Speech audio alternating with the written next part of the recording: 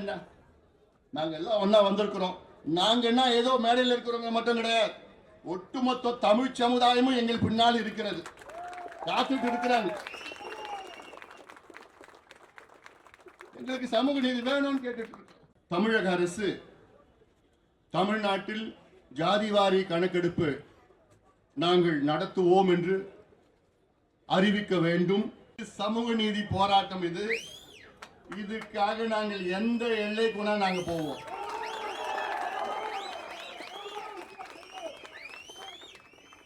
அதனால உடனடியாக தமிழக அரசு இதை அறிவிக்க வேண்டும். ஏனென்றால் தமிழ்நாட்டில் திமுகவை தவிர மற்ற அத்துணை கட்சிகளும் தமிழக அரசு ஜாதிவாரி கணக்கெடுப்பை நடத்தலாம் என்று அறிக்கை விட்டிருக்கின்றார்கள், கோரிக்கை விட்டிருக்கின்றார்கள். சட்டமன்றத்தில் ஒரு முதலமைச்சர் பொய் சொல்லியிருக்கிறது நீங்க பார்த்திருக்கீங்களா? இதற்கு சட்டமன்றத்தில் முதலமைச்சர் 2 பொய்யே சொல்லியிருக்கிறார். இது இந்த சம்பந்தமா ஒரு பொய் என்ன சொல்லியிருக்கிறார்? சட்டமன்றத்துக்குள்ள தமிழக அரசுக்கு ஜாதிவாரி கணக்கெடுப்பு நடத்த அதிகாரம் கிடையாதுன்னு ஒரு பொய்யை சொல்லியிருக்கிறார்.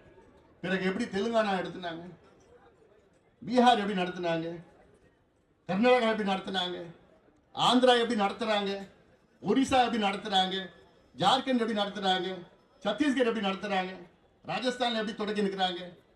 இவ்வளோ மாநிலங்களுக்கு அதிகாரம் இருக்கு, ஆனா தமிழ்நாட்டுக்கு மட்டும் அதிகாரம் இல்லையா? ஏன்னா தமிழ்நாடு சைனாவில் இருக்கு. கூட்டத்தொடரில் போய் ஒன்று சொல்றாரு, என்னன்னு பீகார்ல ஜாதிவாரி கணக்கெடுப்பு நடத்தி அதை பீகாருடைய உயர்நீதிமன்றம் தடை செய்திருக்கிறது என்று ஒரு பொய்ய முதலமைச்சர் சட்டமன்றத்திற்குள் சொல்லியிருக்கின்றார். என்ன காரணம்? ஆட்சி செய்தவர்கள் எல்லாம் அவரோட நோக்கம் என்ன? இது கணக்கெடுப்பு நடத்தினா உடனே அவங்க அரசியல் கணக்கு பார்க்கிறாங்க. அரசியல் கணக்குக்காக நாங்க இங்க வரல. எங்களுக்குள்ள பல கட்சிகள், பல இயக்கங்கள், எங்களுக்குள்ள பல கொள்கைகள் இருக்கிறது, பல கோட்பாடுகள் இருக்கிறது, பல செயல் திட்டங்கள் இருக்கிறது.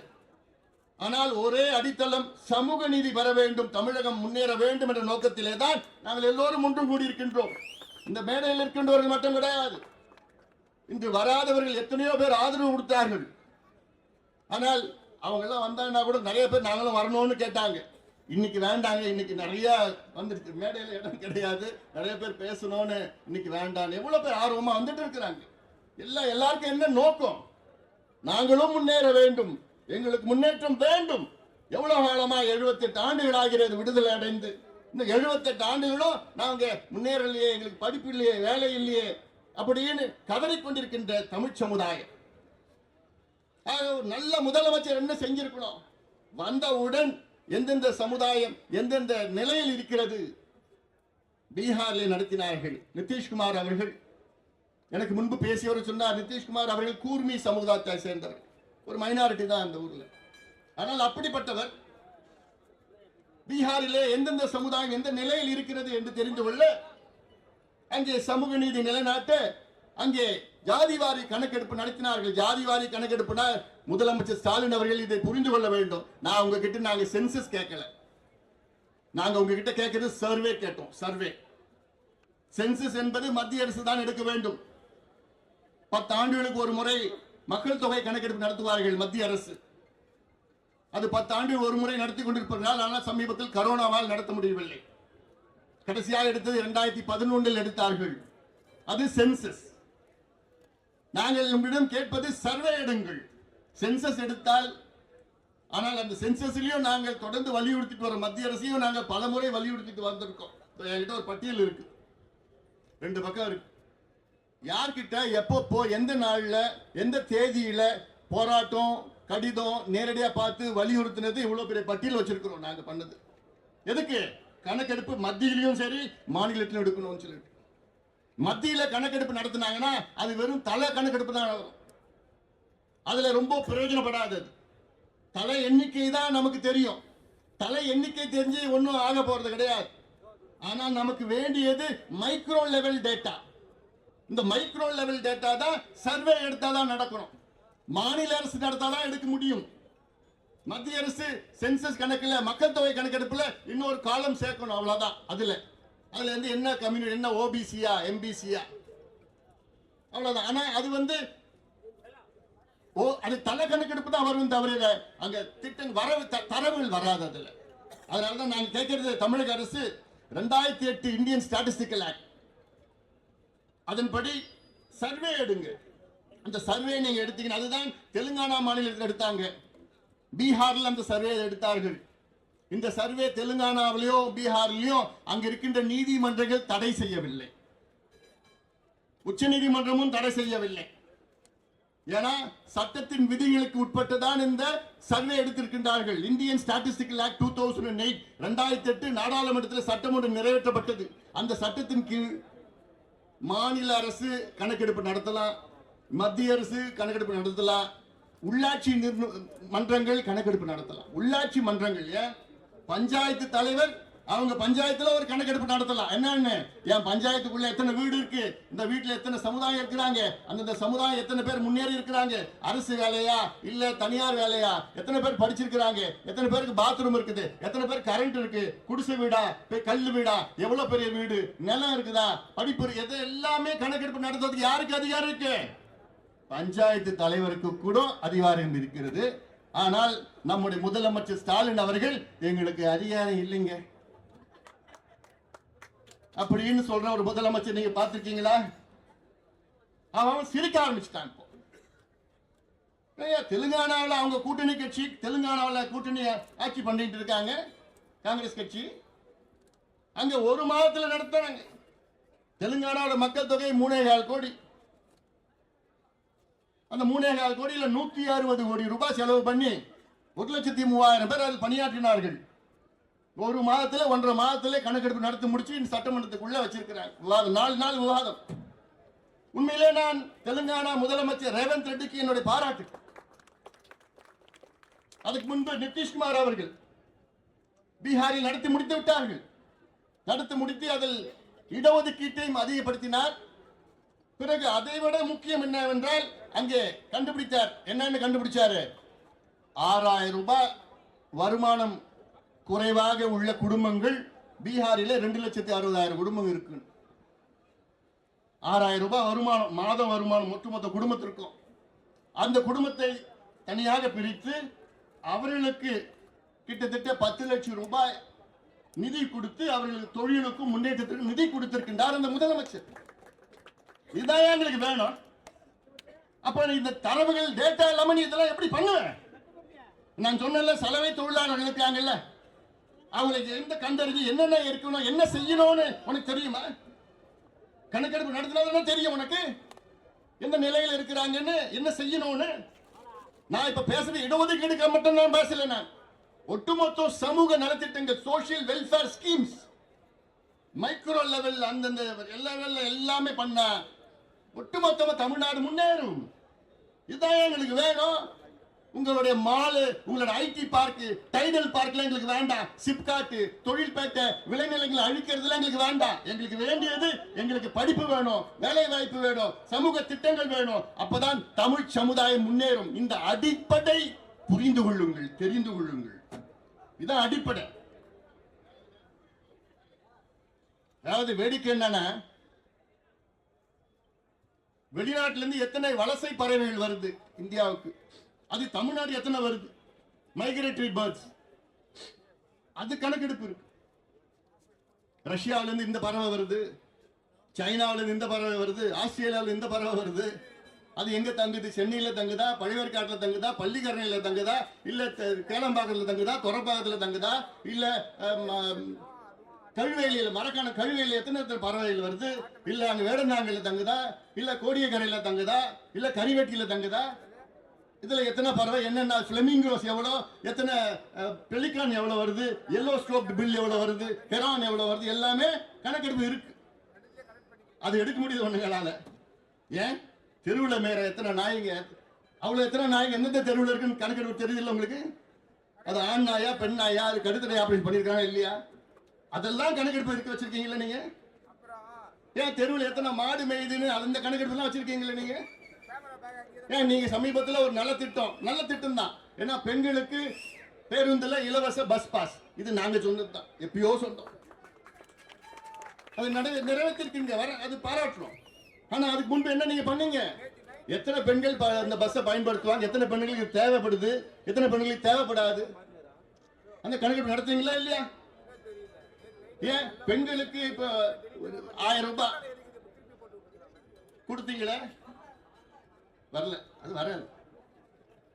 அந்த 1000 ரூபாயில மொத்தமா எத்தனை பெண்களுக்கு நீ முதல்ல அதுல ஒரு 2 கோடியே 10 லட்சம் பெண்களுக்கு கொடுக்க போறோம்னு சொன்னீங்க. அதுக்கப்புறம் அதுல 1 கோடியே 25 லட்சம் தான் வரும்னு சொன்னீங்க. அப்ப எந்த கணக்கெடுப்பு நடிகையில இதெல்லாம் செஞ்சீங்க நீங்க? அப்போ இவ்வளோ கணக்கெடுப்பு நடத்துகின்ற தமிழக அரசு இந்த பிள்ளைகள் அடக்கப்பட்ட, ஒடுக்கப்பட்ட, வஞ்சிக்கப்பட்ட, அடிமையாக்கப்பட்ட பிள்ளைகள் எல்லாம் படிப்பதற்கு, அவர்கள் முன்னேறுவதற்கு, வேலை செய்வதற்கு ஒரு கணக்கெடுப்பு நடத்துவதற்கு உங்களுக்கு மனசாட்சி இல்லையா? சட்டம் இருக்கிறது, நியாயம் இருக்கிறது, எல்லாம் இருக்குது, அதிகாரம் இருக்கிறது, நிதி இருக்கிறது, ஆள் இருக்கின்றார்கள், எல்லாம் இருந்தோம் மனசுதான் கிடையாது. ஸ்டாலின் அவர்களுக்கு மனசுதான் கிடையாது. ஆனா நீங்க சமூக நீதி எங்கள் உயிர் மூச்சு, நாங்க தந்தை பெரியாருடைய வாரிசு, அவங்க தாத்தா, அப்படிலாம் பேசுறது மக்கள் எல்லாம் இதெல்லாம் ரொம்ப கேவலமா கொச்சையா பார்த்துட்டு இருக்கிறாங்க. அவருக்கு தெரியுதா அந்த செய்தி? அவருக்கு போதாலன்னு தெரியல. எனக்கு செய்தி வந்துட்டு இருக்கு. ஏன்னா அவங்க கட்சியில இருக்கிற, அவங்க கூட்டணியில் இருக்கிற கட்சிகளே இன்னைக்கு ஆமா எடுக்கணும் எடுக்கணும் எடுக்கணும்னு சொல்லிட்டு இருக்கிறாங்க. இது கூட்டணி பிரச்சனையோ கட்சி பிரச்சனையோ இதெல்லாம் கிடையாது. இது சமூக நீதி பிரச்சனை. இது சமூக நீதி பிரச்சனை. இது ஏதோ ஒரு ஜாதி, அந்த ஜாதி இந்த ஜாதி இவங்க கேட்டா இவங்களுக்கு இடஒதுக்கீடு அதிகமாகவும் குறையும், அந்த நிலைக்கு நாங்க வரல. அதை விட மிக மிக மிக முக்கியமான ஒரு செய்தி என்ன? தமிழ்நாட்டில் 69 விழுக்காடு இடஒதுக்கீடு நாம் பெற்றுக் கொண்டிருக்கின்றோம். இந்தியாவில் எந்த மாநிலத்திலையும் 69 விழுக்காடு எந்த மாநிலத்திலும் கிடையாது, தமிழ்நாட்டில் மட்டும்தான் இருக்கு. ஏன்னா உச்சநீதிமன்றம் 1962 Balaji versus state of Karnataka, state of மைசூர்ல ஒரு தீர்ப்பு வழங்கியது. 62 என்னன்னு, இந்தியாவிலே இடஒதுக்கீடு 50 விழுக்காடுக்கு மேல் போகக்கூடாது என்று ஒரு தீர்ப்பு வழங்கியது உச்சநீதிமன்றம், கான்ஸ்டிடியூஷன் பெஞ்ச், அரசியல் சாசன அமர்வு. அதன் பிறகு இந்த இடஒதுக்கீட்டை அதிகப்படுத்த முடியவில்லை எந்த மாநிலமும். ஆனால் நம்ம தமிழ்நாட்டில் முதல்ல இடஒதுக்கீடு 41 விழுக்காடா இருந்தது, பிறகு 49 இருந்தது, பிறகு 68 இருந்தது, பிறகு 69 இருந்தது. இந்த 69 விழுக்காடு இடஒதுக்கீடு முன்னாள் முதலமைச்சர் ஜெயலலிதா அம்மையார் அவர்கள் நினைச்சும் பார்க்க முடியாது. ஏன்னா அப்போ இவங்க ஆட்சியில் இல்ல, அங்கு காங்கிரஸ் ஆட்சி, நரசிம்மராவ் அவர்கள். அவரை வலியுறுத்தி நாடாளுமன்றத்திலே ஒரு அரசியல் சாசன சட்ட திருத்தம்னா 2/3 மெஜாரிட்டி வேணும். 2/3, 3/2 மக்கள் அங்கே நாடாளுமன்ற உறுப்பினர்கள் அதுக்கு வாக்களிக்கணும். அப்படி செய்து 9வது அட்டவணையிலே தமிழ்நாடு சட்டத்தை பாதுகாப்பு வழங்கியது அன்றைய ஆட்சி ஜெயலலிதா அம்மையார். அந்த அம்மா செய்யலனா இன்னைக்கு தமிழ்நாட்டிலே 50 விழுக்காடு தான் இடஒதுக்கீடு நமக்கு கிடைச்சிருக்கும். இவ்வளவு சிரமப்பட்டு நமக்கு இவ்வளவு போராடி காலங்காலமா எத்தனையோ ஆட்சிகள்லாம் கொண்டு வந்த இந்த 69 விழுக்காடு இடஒதுக்கீட்டை இதை ரத்து செய்ய வேண்டும் என பல பேர் நீதிமன்றத்திலே, உச்ச நீதிமன்றத்திலே வழக்கு போட்டிருக்கின்றார்கள். 2007 ஒரு வழக்கு போட்டார்கள். முதல் வழக்கு 1991 போட்டார்கள். பிறகு 2007 வழக்கு போட்டார்கள். அதற்கு தீர்ப்பு 2010 உச்ச நீதிமன்றத்தில் வந்த நேரத்திலே ஜஸ்டிஸ் கபாடியா தலைமை நீதிபதி அவர் தலைமையில் வந்து அவர் தீர்ப்பு கொடுத்தார். என்னன்னு, 2010 இன்னும் ஓராண்டிற்குள் தமிழகத்தில் சாதிவாரி கணக்கெடுப்பு நடத்தி இந்த 69 விழுக்காடு இடஒதுக்கீட்டை நீங்கள் நியாயப்படுத்த வேண்டும் என்று அரசுக்கு சொன்னார். அப்போது கலைஞர் அரசு. இன்னும் ஒரு வருஷத்துல தமிழ்நாட்டில் நீங்க ஜாதிவாரி கணக்கெடுப்பு நடத்தலன்னா நான் ரத்து பண்ணிடுவேன்னு சொல்லிட்டார். ஆனாலும் அன்று உடனடியாக எங்கள் மருத்துவர் ஐயா அவர்கள் கிட்டத்தட்ட 50 சமுதாய தலைவர்களை வைத்து 1 மணி நேரம் கலைஞரை சந்தித்து அவருடைய கிளாஸ் எடுத்தார். 1 மணி நேரம் கிளாஸ் எடுத்தார். கடந்த கால வரலாறு என்ன, இப்ப என்ன செய்யணும், நீதிமன்றத்தில் என்ன சொல்லியிருக்கிறாங்க, இது ரத்தாயிடும், உடனடியாக செய்யுங்கள். நிச்சயமா நான் செய்யறேன்னு சொன்ன கலைஞர் செய்யல. பிறகு ஆட்சி மாற்றம் வந்தது. ஆட்சி மாற்றம் வந்து ஜெயலலிதா அவருடைய ஆட்சி. அந்த அம்மாவும் போய் ஐயா போய் பார்த்து இது மாதிரி வந்திருக்க, உச்ச நீதிமன்றம் ரத்து பண்ணிடுவாங்க, உடனடியாக நீங்க கணக்கெடுப்பு நடத்தலைன்னா ரத்து பண்ணுவாங்க சொல்லி அந்த அம்மாவும் நான் பார்க்கறேன்னு சொல்லிட்டாங்க. பிறகு தேதி வந்துடுச்சு. உச்ச நீதிமன்றத்தில் தேதி ஒரு வருஷம் முடிஞ்சிடுச்சு. முடியறதுக்கு ஒரு நாளுக்கு முன்பு அமைச்சரவை கூட்டத்தை கூட்டி அன்றைய பிற்படுத்தப்பட்ட ஆணையத்தின் தலைவர் நீதியரசர் ஜனார்தனம் அவர்கள் வர வைத்து அவர் பழைய கணக்கெடுப்பு 31 நடந்தது. இந்தியாவில் கடைசியா கணக்கெடுப்பு எப்ப நடந்ததுன்னா 1931. அந்த 31 கணக்கெடுப்பு வச்சுதான் இன்னைக்கு நம்ம ஓட்டிட்டு இருக்கிறோம். அப்ப நினைச்சு பாருங்க, 95 வருஷத்துக்கு முன்பு ஒரு கணக்கெடுப்பு நடத்தி அப்போ என்னன்னா மெட்ராஸ் மாகாணம், மெட்ராஸ் பிரசிடென்சி அப்போ 31 அந்த கணக்கெடுப்பு பழைய கணக்கு வச்சு தான் நீங்க ஓட்டிட்டு இருக்கிறோம். ஏன்னா இவங்களுக்கு புதுசா எடுக்கிறதுக்கு எனக்கு மனசு இல்லை. அப்படி அந்த பழைய கணக்கெடுப்பு எடுத்து அப்புறம் 85 அம்பாசங்கர் அவர்கள் எடுத்த கணக்கெடுப்பு இதெல்லாம் வச்சு எக்ஸ்ட்ராபுலேட் பண்ணி ஜனார்தன் அவர்கள் நீதிமன்றத்தில் சட்டமன்றத்தில் அமைச்சரவையில் வைத்து அடுத்த நாள் உச்ச நீதிமன்றத்தில் கொடுத்துட்டாங்க. அதை நீதிபதி ஏத்துக்கிட்டு நாங்க ஏத்துக்கிறோம், ஆனாலும் நீங்க கணக்கெடுப்பு நடத்தணும்னு அன்னைக்கு 2011 தீர்ப்புன்னு சொன்னாங்க உச்ச நீதிமன்றம். ஆனாலும் இன்னைக்கு வரைக்கும் எடுக்கல. அதன் பிறகு எத்தனையோ முறை வலியுறுத்தினார் ஐயா அவர்கள். ஜெயலலிதா அம்மையாரும் சரி, எடப்பாடி பழனிசாமி அவர்கள் எத்தனையோ முறை சந்திச்சோம். அவங்க கூட நாங்க கூட்டணி போனோம் 2019. அப்ப கூட்டணியில் 10 நிபந்தனைகளில் முதல் நிபந்தனை என்ன? தமிழ்நாட்டில் ஜாதிவாரி கணக்கெடுப்பு நடத்தணும். இதை நான் படிச்சேன்னா எனக்கு 15 நிமிஷம் ஆகும். 1980 இருந்து இன்னைக்கு வரைக்கும் மத்திய அரசையும் மாநில அரசுகளையும் எத்தனை முறை வலியுறுத்தி போராட்டம் செய்து சந்தித்து அழுத்தம் கொடுத்து கடிதம் கொடுத்து எத்தனையோ முறை ஏன் இந்த கணக்கெடுப்பு நடத்துவதற்காக. இதுதான் அடிப்படை. கணக்கு இல்லாம நீங்க என்னையா செய்ய முடியும்? உங்களால இருட்டில் நடக்கிற மாதிரி தான் இந்த கணக்கெடுப்பு இல்லாம இருட்டில் போய் என்ன செய்ய முடியும்? கணக்கெடுப்பு நடத்தினாதானே இல்ல உள்ள தெரியும், சப்ஜெக்ட்லாம் தெரியும், என்னென்ன மக்கள் என்ன நிலையில் இருக்கிறாங்க. ஐயாவுடைய நோக்கம், எங்களுடைய மருத்துவர் ஐயாவுடைய நோக்கம் என்ன?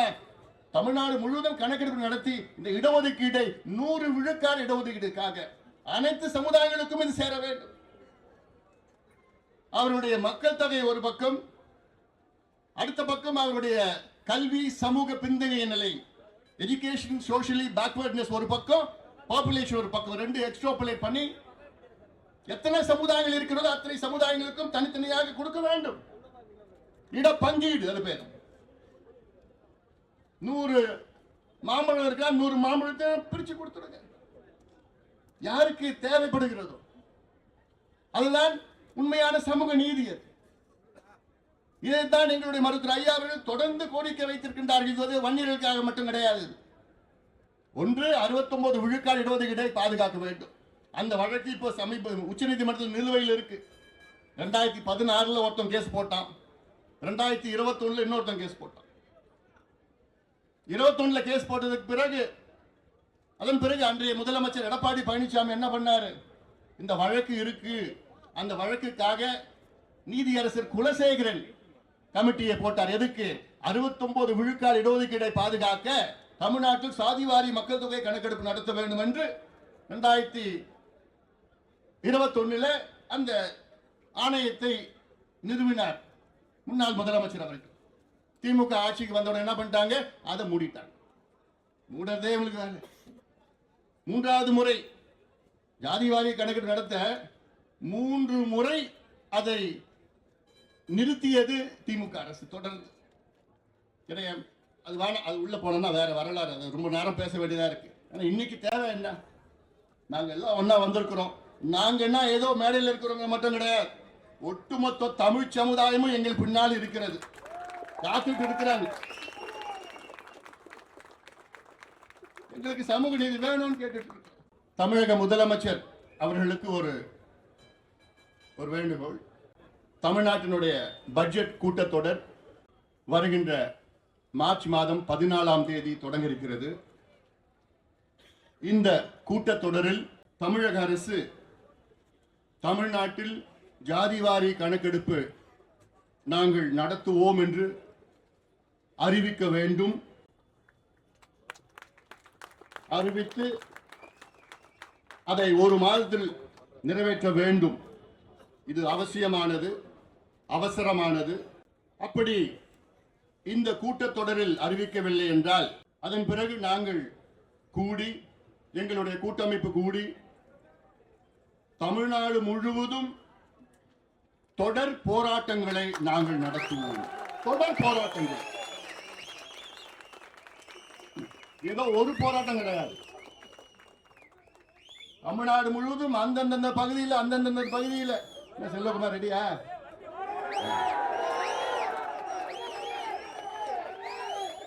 எல்லாமே இங்க வேலையில நம்ம மூர்த்தி அவர்கள் எல்லாமே யார் சொன்னா போதும். இது ஏதோ ஒரு சும்மா சின்ன அறிவிப்புலாம் கிடையாது. இது சமூக நீதி போராட்டம். இதுக்காக நாங்கள் எந்த எல்லைக்குனா நாங்க போவோம்.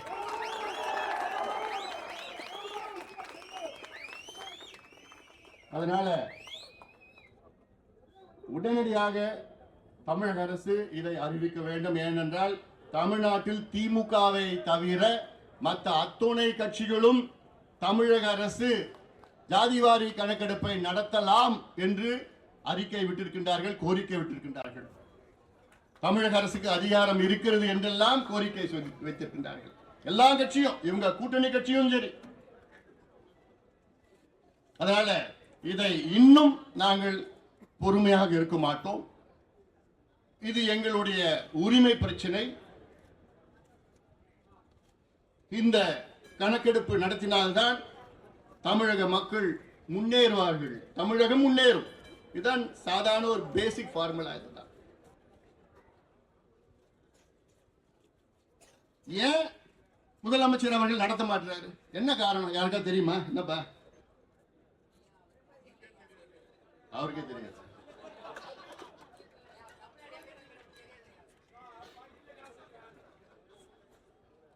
இது அதாவது பீகார் 13 கோடி மக்கள் அங்க பீகார் மாநிலத்தில் 2,03,000 பேர் வச்சுக்கிட்டு நடத்தினாங்க.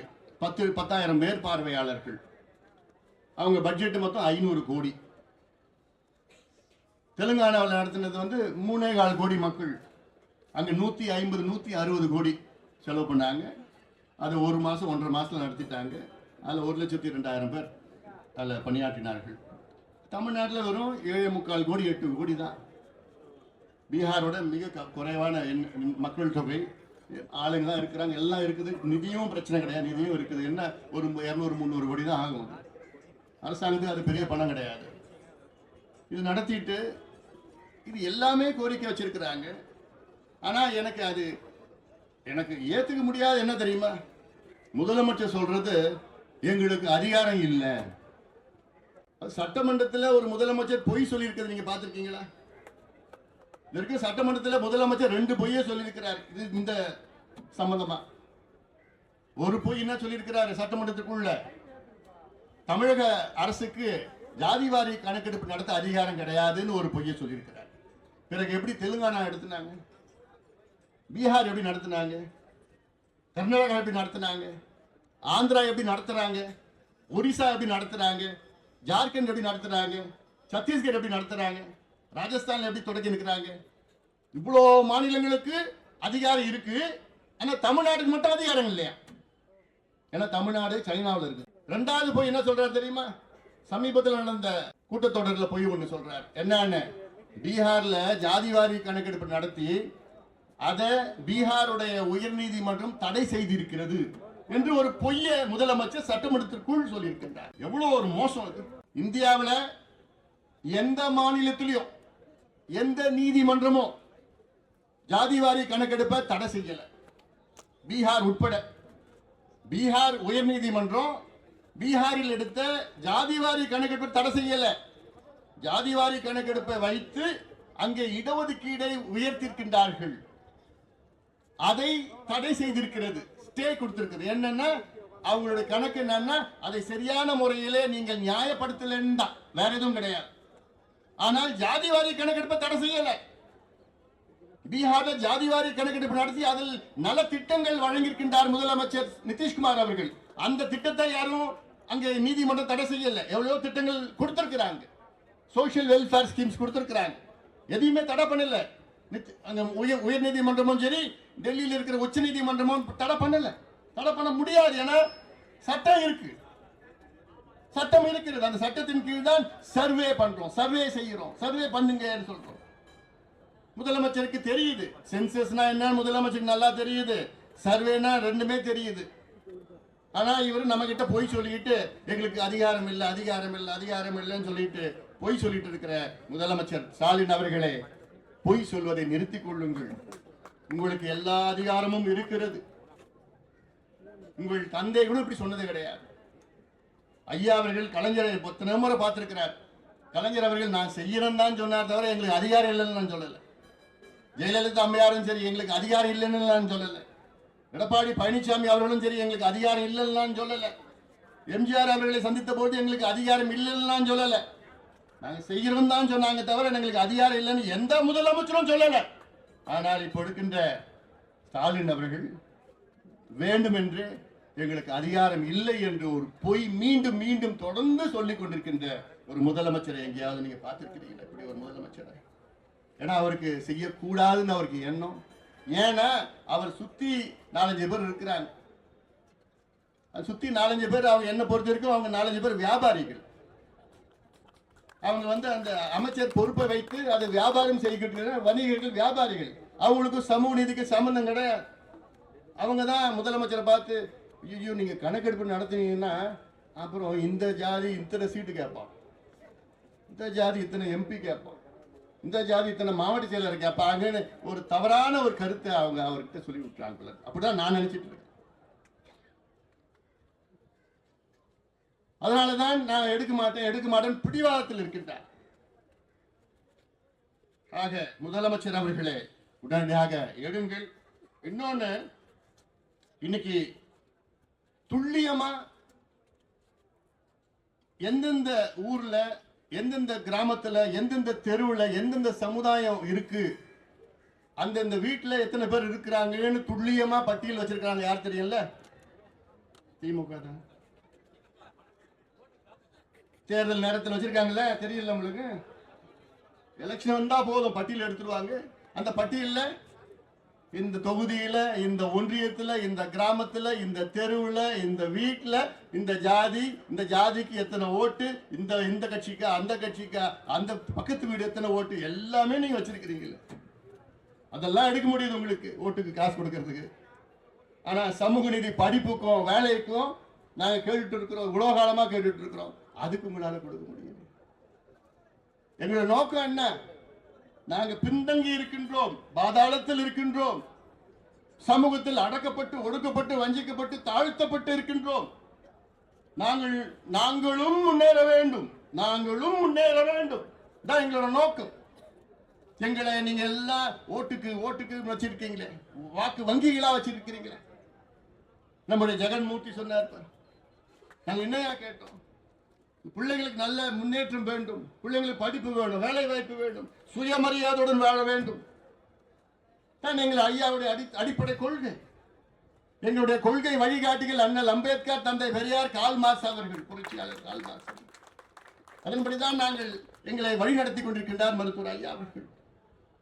எங்கேயாவது இங்க பிரச்சனை சின்ன சின்ன பிரச்சனை வந்ததுன்னா உடனே எனக்கு போன் பண்ணுவார், அண்ணா என்ன இது மாதிரி இருக்கு. இல்ல அங்கிட்ட நான் அவருக்கு போன் பண்ணுவேன், எங்க பாருங்க அங்க கொஞ்சம் ஏதோ பிரச்சனை கேட்குங்க. அது பெருசாக்கமா பார்த்து அது உணர்வுபூர்வமா, 2 பேரும் உணர்வுபூர்வமா இந்த கருத்து எங்கள் மனதிற்குள் இருக்கிறது. காரணம் என்ன? அந்த 2 பேரும் அடிச்சுக்கிட்டு அங்க பிரச்சனை வந்து இது கலவரம் மாதிரி பிரச்சனை எல்லாம் வேண்டாம், வேண்டாயா, போதியா. இதை தூண்டு விடுவது யாரு? திமுக. அது நெருப்பு போட்டு கொளுத்தி விட்டுட்டு அந்த எண்ணெயை ஊத்துவான், தினமும் ஊத்திட்டு இருப்பான். எல்லாம் ஒன்னா சேர்ந்துட்டுன்னா அவங்களுக்கு வேலை கிடையாது, வேற எங்கேயாவது பார்த்துட்டு வேலையை பார்த்துட்டு போகணும். அதனாலதான் இவ்வளவு சூழ்ச்சிகள், இவ்வளவு பிரச்சனைகள். சின்ன பிரச்சனை உடனே பெருசாக்கி. ஆனா வேண்டாம். அதனால அந்த நோக்கம் தான் எங்களோட நோக்கம். அதான் மீண்டும் மீண்டும் சொல்வது என்ன? சமூக நீதி, சமூக நீதி. நாங்களும் வாழ வேண்டும், நாங்களும் முன்னேற வேண்டும், நாங்களும் ஆள வேண்டும். நாங்களும் என்றால் என்ன? அத்தனை பேரும் தமிழ் சமுதாயம் ஆள வேண்டும். பாதாளத்தில் இருக்கின்றோம், பெரிய எண்ணிக்கையில் இருக்கின்றோம். ஆனால் எந்த முன்னேற்றமும் எங்களுக்கு இல்லை, எந்த முன்னேற்றமும் எங்களுக்கு இல்லை. அதுக்காகத்தான் இங்கே நாங்கள் வந்திருக்கின்றோம், கூடியிருக்கின்றோம்.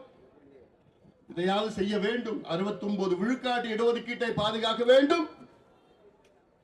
தமிழ்நாட்டில் 100 விழுக்காடு இடஒதுக்கீடு. அந்த சமுதாயத்துடைய எண்ணிக்கை ஒரு பக்கம், அந்த சமுதாயத்துடைய கல்வி சமூக பின்தங்கிய நிலை ஒரு பக்கம். இதை வைத்து அனைவருக்கும் சமூக நீதி வழங்க வேண்டும், அனைவருக்கும் இடஒதுக்கீடு வழங்க வேண்டும் என்ற நோக்கத்திலே தான் இந்த சமூக நீதி கூட்டமைப்பை மருத்துவர் ஐயா அவர்கள் உருவாக்கி இருக்கின்றார்கள். ஐயாவுடைய கனவு தமிழ் சமுதாயம் தமிழ்நாட்டில் முன்னேற வேண்டும், தமிழ் சமுதாயம் தமிழ்நாட்டில் ஆள வேண்டும். அப்படி ஆண்டால்தான் உண்மையான சமூக நீதி. ஏன்னா எங்களுக்குள்ள மனசுக்குள்ள ரத்தத்துக்குள்ள ஊறி இருக்கு சமூக நீதி. சும்மா வெறும் நாக்களை மட்டும் தான் நாங்க பேசல, மற்ற திமுக போன்று வெறும் நாக்களை பேசவில்லை, எங்களுக்கு ரத்தத்துல ஊறி இருக்கு சமூக நீதி. எல்லாருக்கும் சமம், எல்லாருக்கும் சமமான நீதி, எல்லாருக்கும் முன்னேற்றம் வேண்டும் என்ற நோக்கத்திலே தான் இந்த கூட்டமைப்பை உருவாக்கி இது ஒரு அடையாள ஆர்ப்பாட்டத்தை இங்கு நடத்தி கொண்டிருக்கின்றோம். இந்த அடையாள ஆர்ப்பாட்டத்திற்கு இங்கே வருகின்ற என்னுடைய அத்துணை தமிழ் சமுதாய தலைவர்கள், என்னுடைய அத்துணை பேரும் என்னோட நண்பர்கள் தான் இங்கே வருகின்ற அத்தனை பேருக்கும் என்னுடைய நன்றி கலந்த வாழ்த்துக்கள் பாராட்டுகளை நான் தெரிவித்துக் கொள்கின்றேன். ஏன்னா இது